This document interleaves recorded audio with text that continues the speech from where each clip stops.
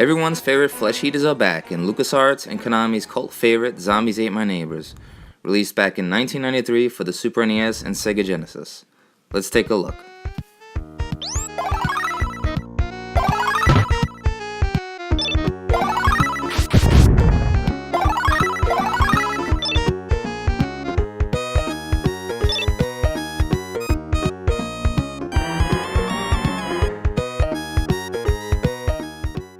The evil Dr. Tongue has unleashed a horde of the undead upon Suburbia, and now it's up to Zeke and Julie, two teens packing holy water Uzis, to rescue a bunch of clueless neighbors before they meet their untimely demise.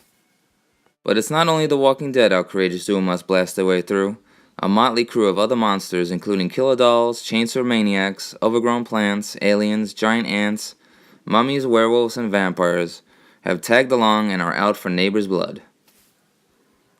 Each of the game's crazy 55 levels, yeah, that's right, you heard me, 55 levels, is like its own B-movie as you have to navigate suburban neighborhoods, shopping malls, castles, and pyramids, all in an attempt to rescue the neighbors before the monsters can get to them first.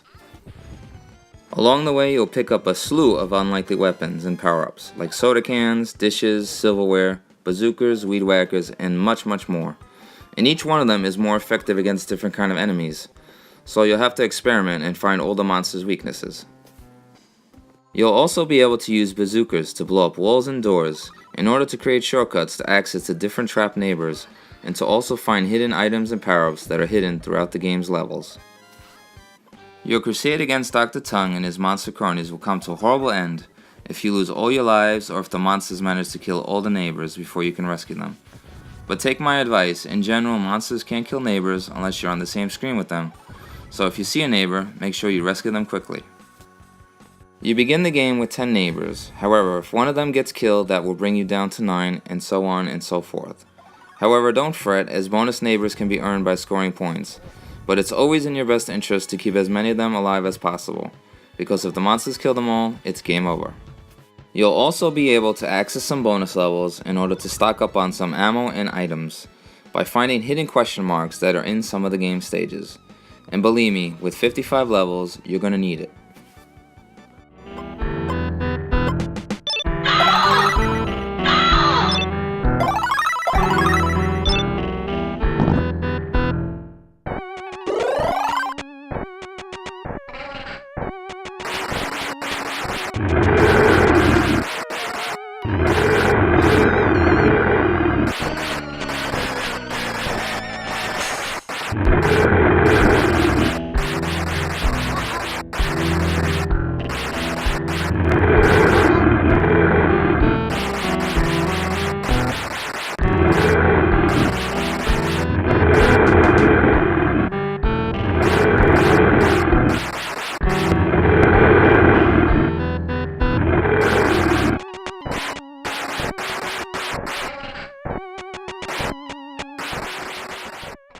Zombies Ate My Neighbors run and gun gameplay is solid, and is also a lot of fun, especially if you have a friend handy to play co-op, as together you team up against the monsters and rescue the neighbors.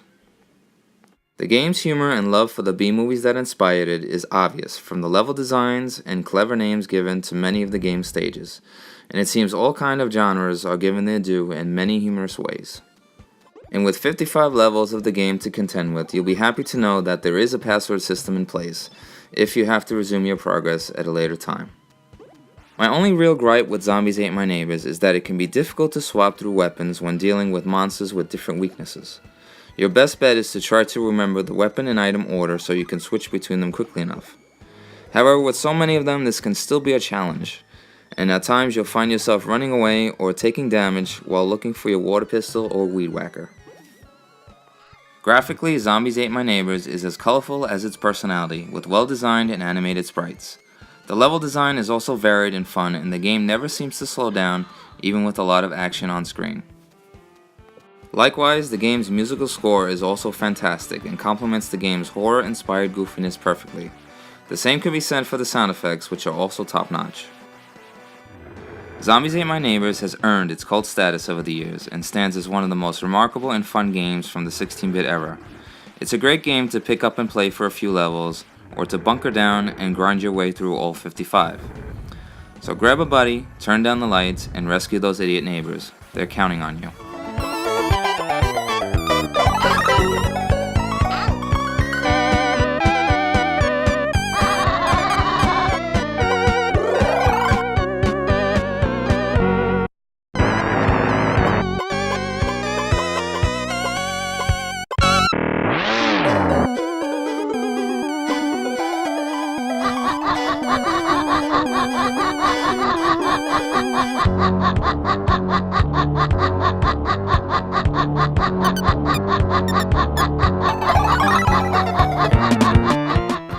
Hey guys, and welcome to the Collector's Corner of Zombies Ate My Neighbors for the Super NES and Sega Genesis.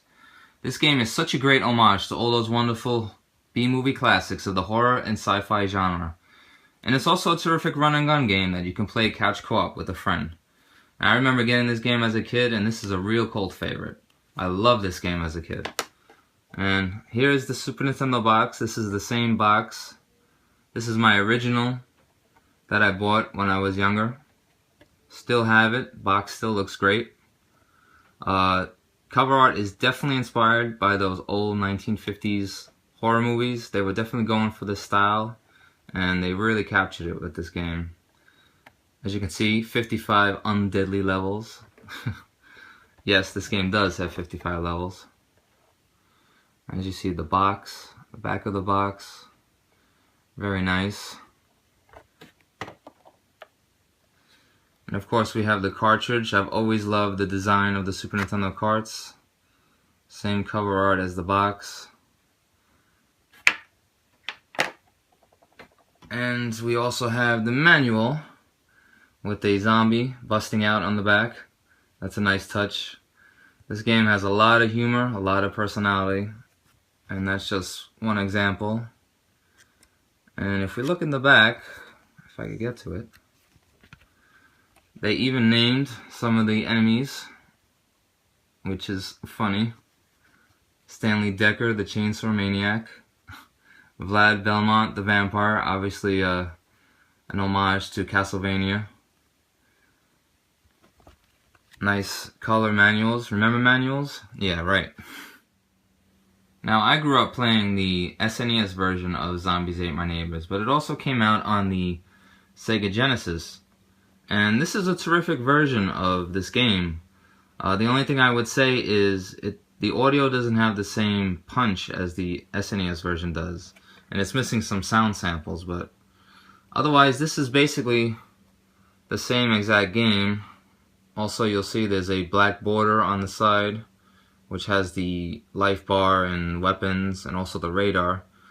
On the SNES version, of course, that's all overlapped on the screen and it's full screen.